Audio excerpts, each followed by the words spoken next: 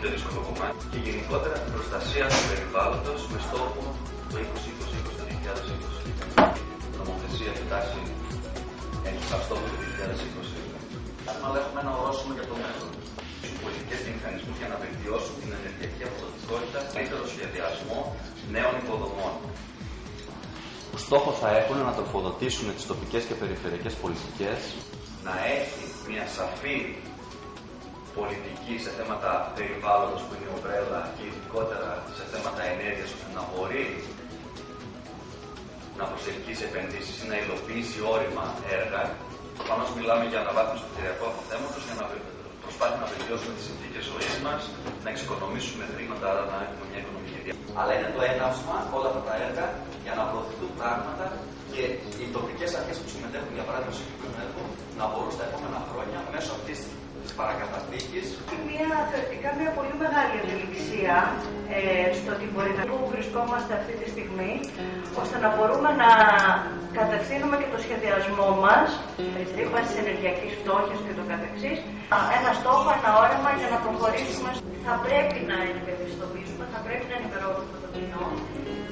Ξεκινώντας από τα απλά πράγματα της λειτουργίας του κτηρίου, στο Δήμο Λουτρακίου, που έχει ενσωματωμένες διάφορες τεχνολογίες, βιομηχανικά, τείχοστρόμ, θερμοκήπιο, θεμενοδόμα, αλλά και γεωθερμία και ούτω καθεξής. Το υποβάλλουν λοιπόν το σχέδιο δράση για την αειφόρο ενέργεια, το παρακολουθούν και βλέπουν και το εφαρμόζουν βεβαίως με συγκεκριμένα μέτρα και παρακολουθούν την πρόοδό τους. Το σχεδιάζω, υλοποιώ, ελέγχω και βελτιώνω. Κάθε ομάδα έχει ένα θέμα και σε κάθε ομάδα ο καθένας θα αναλάβει ένα ρόλο. Στο τέλος το παρουσιάσει και θα περάσουμε για την ολόκληρη την ομάδα.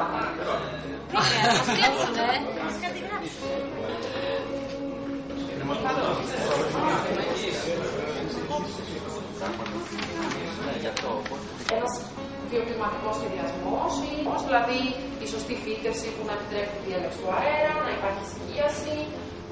Είναι στο κτηριακό κέλυφος και στις ηλεκτρομηχανικές εγκαταστάσεις η συνείδηση των χρηστών, που είναι και ένα από τα βασικά προβλήματα του κτηρίου, μέσω της συνεργατικότητας όλων των φορέων να υπολοιπτούν τα αναγκαία σχέδια για να προχωρήσουν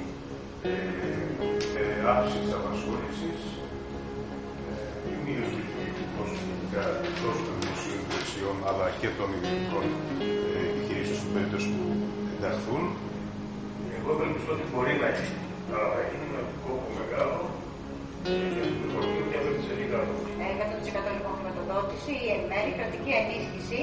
Και εδώ βλέπουμε και τη λογική των ΕΣΚΟ στην χρηματοδότηση του τρίτους. Έργα έρευνας και τεχνολογίας, τρεις βασικά κατευθύνσεις, που σημαίνει ότι θα πρέπει να πιάσουμε συγκεκριμένους στόχους, όπως αυτά αναφέρονται, και αν δεν τους πιάσουμε, θα έχουμε μηνές. Είτε από χρηματοδοτικά εργαλεία, είτε από διαφορετικά ταμεία, είτε από τα αντίστοιχα, δηλαδή το μυστικό ΠΕΔ, είτε από το τομεακό, είτε από ίδιους πόρους του Δήμου.